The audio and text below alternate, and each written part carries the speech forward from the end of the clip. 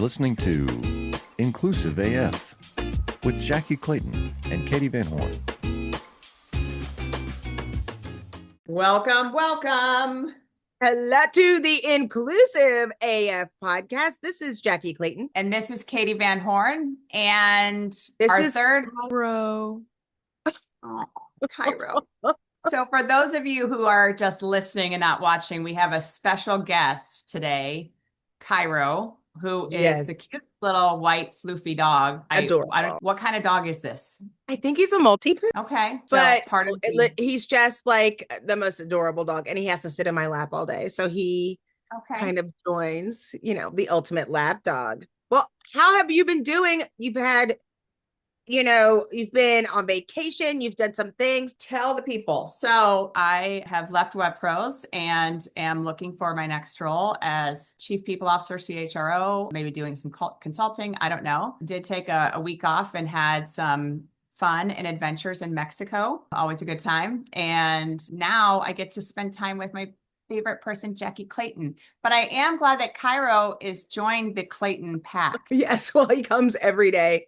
And, he's just as happy to leave as he is to, that look where it's like, oh, okay. So, yeah. Okay, I'm here. Okay, bye-bye. Yeah. Right.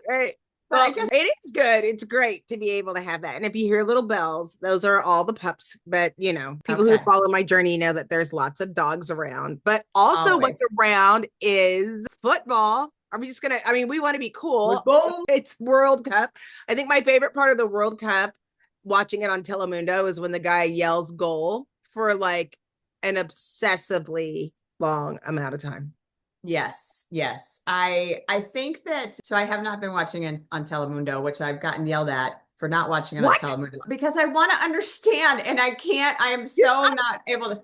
I know, but it's such a better experience. I know it's a better experience. I am a dork. I should do that. But yeah, I'm a slacker. I don't know what to tell you, Jackye. I am a slacker. So no, you're not a slacker. You're just, missing out on the full opportunity. I'll do it for you after the show. But we wanted to talk today as they're wrapping things up. Today's a very important game. We're going to post this very slightly edited to give everybody the journey because today is the big game between Argentina, right, and England. Yes, ma'am. Yes. And we wanted to talk because there's a little known fact about Argentina. Do you want to share? Do you want me to share? Do you want to go? Okay. So the little known fact is that there are actually no Black or Afro, like from the diaspora of Africa, on the Argentina team. It is the only team out of 48 squads with no Black people on it. That's nutty. That's wild. Right. And we have to go back historically to talk about it. First of all, tell us why, Jackye. Tell us why that's the case. Well, it is exactly why you think it is. So historically, Argentina, we already know, like, the world was like, we don't like Black people and we don't want brown people. All of the people saying, oh, you're dark or whatever, try to have all these people. And they did have Black people in Argentina. If you go and you can see the impact. But they wanted to get closer to European whiteness. And the majority of people, when they were colonized, the people came from Spain and Italy and Argentina. Yes. And so they wanted to really assimilate around, deliberate European immigration policies. They had racial reclassification, and they literally try to erase Afro-Argentines. It is so fascinating, because you think about where Argentina is located. So for those of you who are in the US, we are not very good on geography. It's in Latin America. And I just call that out because I think sometimes we don't know exactly where, I didn't know where that was until I looked it up and realized it's off of the African continent. By the way, that is my favorite team. If we can go into that at some point as well, Jackye, because I want to discuss their goalkeeper and how amazing he is and how he's getting all these brand deals. It makes me so happy. But all that being said, I think it's just fascinating because I don't think we pay attention. Like, we think about eradicating a whole group of people and people are like, oh, that doesn't happen, or it couldn't happen, or it wouldn't happen. It absolutely can. It has and is.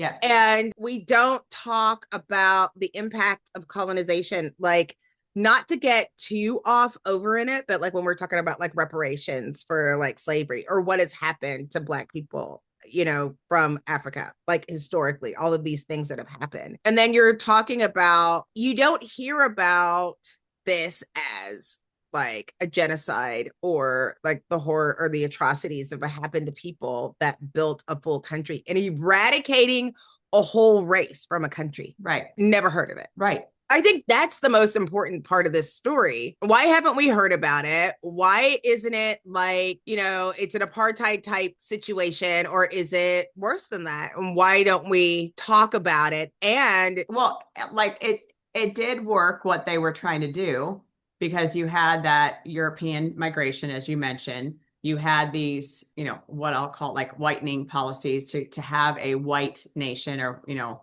white nationalist nation. They're not Latinos either. No, no. They don't like to be referred to as Latinos. But it also, they did something It's that not I a Latin country, right? No, I mean, it is, but it's not, right? But I think it's also, they did something that I think a lot of, we still do in the US as well, where they preyed upon Black people to join different wars throughout their throughout their history, and put them on the front lines. So they were eradicated from that perspective as well, where it was, you had, you know, all of these folks on the front line that were killed, and that took out a lot of the population as well. So I think it's one of those things that there were like multiple facets, as you said, that were at work to try and create this white environment, state, whatever you want to call it. And it is just like, how sad is that is the way that they approached it. But now you're seeing however many years later, you know, 100 years later, because it was around 1920 that a lot of this was happening, or, you know, kind of that was when it came to fruition. And now, you know, in 2026, you're looking at this going, there's not one player who's Black or of Afro descent on their team. And so this is like, I think it's just such a history lesson. First off, like to say, like, this is what happens when you try to eliminate races and eliminate those cultural differences. It actually just makes you not as diverse and not as strong as you could be. I mean, and I think it's a story, right? Like, I think there's more to it. And this has happened throughout the World Cup, I think every year, because it is one of the, you know, it's the World Cup. It isn't the Waco Cup. It's the World Cup. So it's like, you know, it's the only team where you're like, where are the Black people? And you're like, and they kind of like, oh yeah, they just kind of blow it off like a history lesson. That's fine when that happened. But why is it perpetuated? Why is it welcome other groups? And it's not, we're using Black and brown as a really broad brush, but they have a 100%. whole different immigration policy. And they won last year, right? Or the last time they had the World Cup. Well, 4 years ago. Yeah. So like, you know, when you think about those kind of things, we should talk about the history. You would think, like, if especially bringing it to your attention, that you would make sure that, to me, it's like, oh, maybe we have overlooked some players. Like, what does your pipeline of talent look like? Are you looking at people from everywhere? You don't want to be, because it affects the fans as well. So historically, it's happened several times where people have made like racist comments from Argentina, and it's not just Argentina. I mean, stuff happens, but like there are that happens, and then what are we doing about it? Is there anything that needs to be done about it? I think it's an awareness piece, but it's a history lesson of, this is what happens when you try to you can eradicate an entire population of people.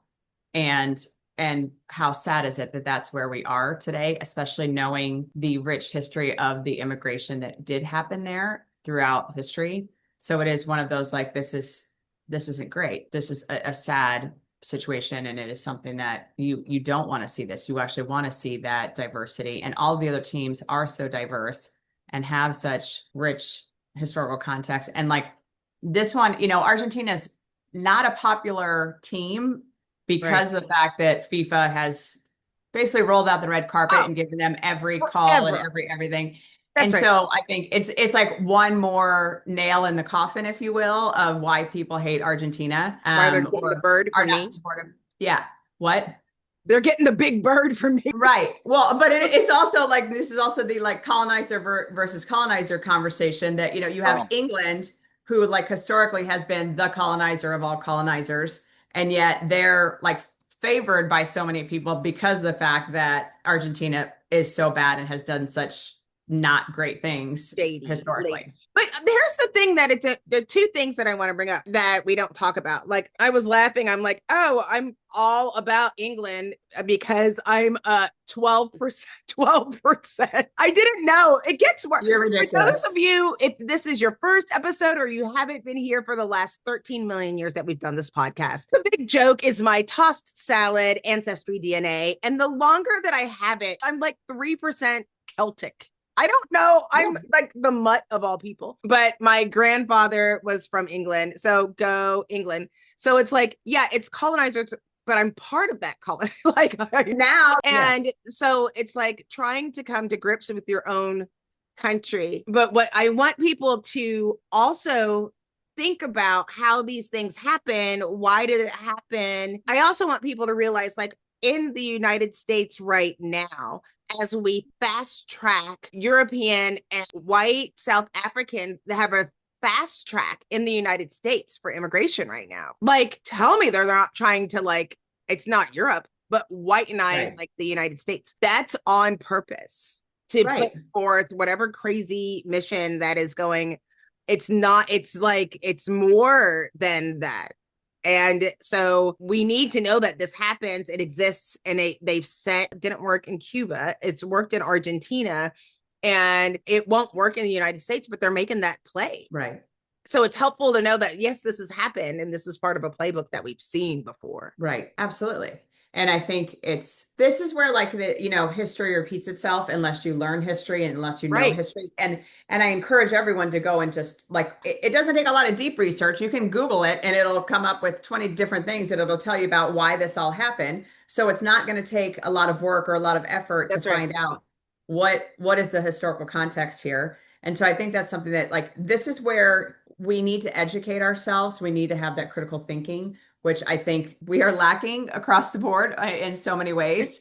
And so I think that that's part of it. But I want to go back to what I was mentioning, though, about like the refs and FIFA, kind of, I think it's islands, actually, but, tiny 500,000 people is their population versus a Argentina, a England, a Norway, or whatever. And so you saw that the fix was in, and it just goes to show you like the corruptness of all of these different organizations. And we don't even need to get into the Trump factor of him, trying to get involved in everything that was going on with the USA team, which quite honestly backfired so badly, but also like put such a cloud over the US team. It does, but it's so typical. And then also like one of my favorite quotes from Talladega Nights: if you ain't cheating, you ain't trying. Because like it is the World Cup. Like when people got mad about Biden like pardoning his son, you shouldn't be president. You're not,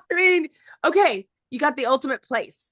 Like of course I would expect it. It doesn't mean that I like it. It doesn't mean that it's more, I agree with it morally, but of course that's something that I would expect. I would never have expected, but I mean, hey, give it a go. It didn't do anything. It makes us look like it just falls in line. I do think one thing that has been great that we have not looked at in a while because of what's been happening politically.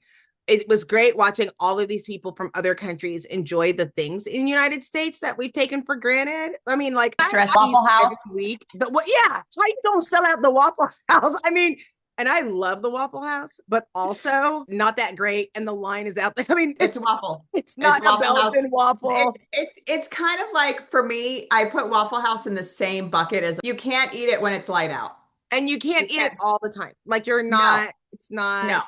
No, but like you can't catch me having Jack in the Box or Waffle House when there is sun out, like when it's daytime. It's a nighttime activity only, period. It's kind of like Denny's, same thing. A moon's over my hammy cannot be enjoyed during the day. Moon's over my hammy at night. During the day, it's a gross egg sandwich.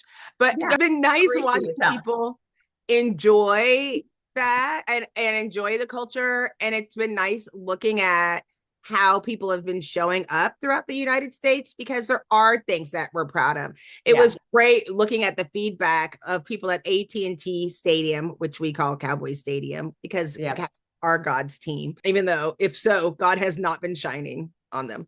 But that's a different episode. Like, the people were like, oh my gosh, there's air conditioning. It just says so much about us as United States citizens. Why would we play? Wait, you've been playing? Well, like, I'm going to tell you something, and this is slightly off topic, but the first time that I went to a Minnesota Twins baseball game in Target Stadium up in Minnesota. I don't know if it's even Target Stadium anymore. This is when I was working for Target 5 million years ago. There were heaters in the suite. And I was like, I don't understand, because like in Arizona, we would never have a heater at a baseball game. And like, it's 400 degrees out when people are playing baseball. And I just remember like looking at that, like, that's the weirdest thing ever. But then I was like, oh no, because it's freezing here always. It's always cold. But it's the same thing of like having AC. It's such a normal thing for all of us, where Europe, they're even like, a heater. Like, we have both traveled internationally, and I think it is so funny. I've seen, especially in Europe, like at a pub where people are all outside and it's like literally snowing in 3 degrees. Like, go inside, people. Yeah. Go but also, we have heard the stories recently about this heat wave that's going on in Europe, and no one has AC. And it's becoming like a major issue. But again, global warming is just a joke. It's not real, Jackye. So just for our listeners. But little Clay was in Fashion Week in Paris. Oh, yes. And they went because their friend had an Airbnb and had extra bed. And, my boo-boo was there for 5 minutes and there was no air conditioning. And they were like, I'm leaving. I'm going to get my phone. Right. Thank you so much for your time. I appreciate it. And, I'm glad that they've made better life choices than I did at 26, and they had the money and the ability to get their own. But like, this is real. They're like, there's no air conditioning anywhere. So they've been able to appreciate that. We have ice in all of our drinks. We do overfeed our people. There are things that we remember, but it's also, I'm really proud of these pieces of the United States. This is part of who we are. I also have been excited to see how the United States has started really looking at football instead of soccer and really kind of embrace and do it. I think it's going to be great for the market, but I do think it is a great opportunity that we've missed, especially with these countries that you might not have heard of, to understand the history and the culture of that. Yes. And I also think it's important that we look at some of these star players, because some people do go back to their home country.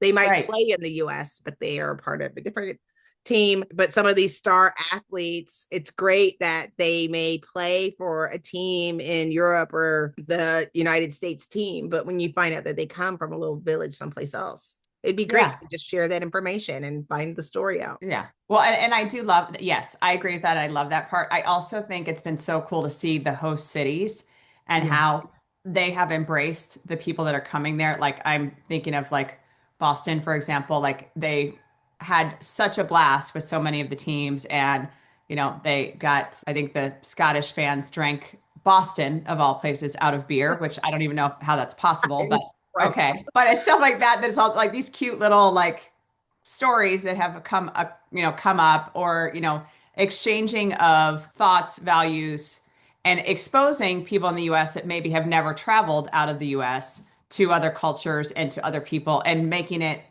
less scary.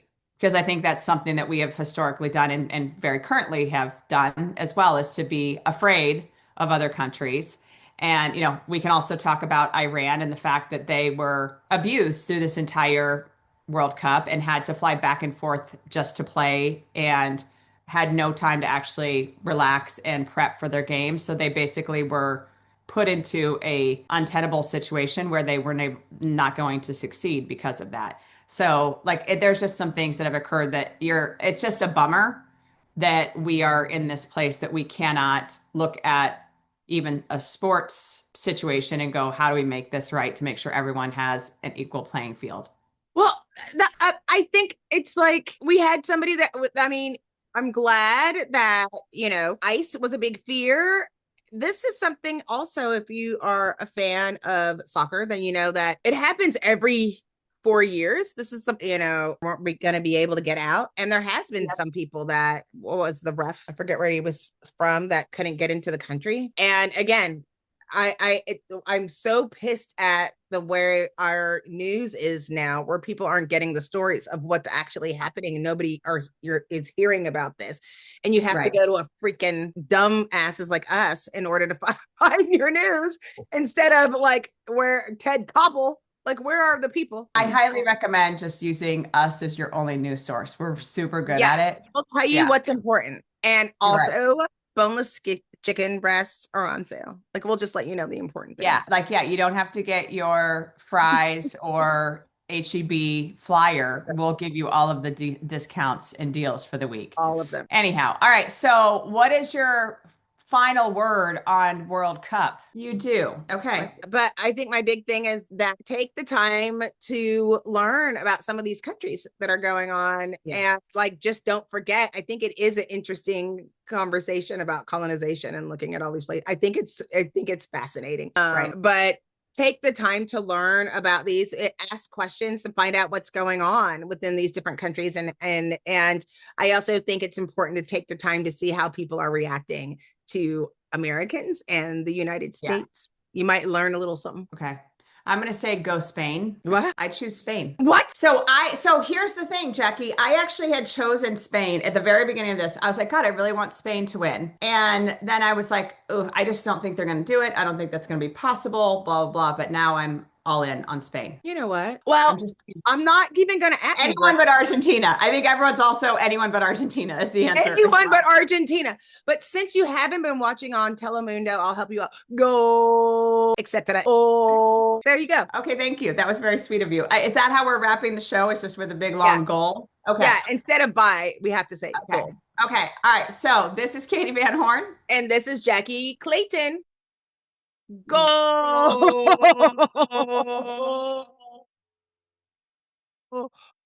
Go English. Stop it. Why is it not stopping?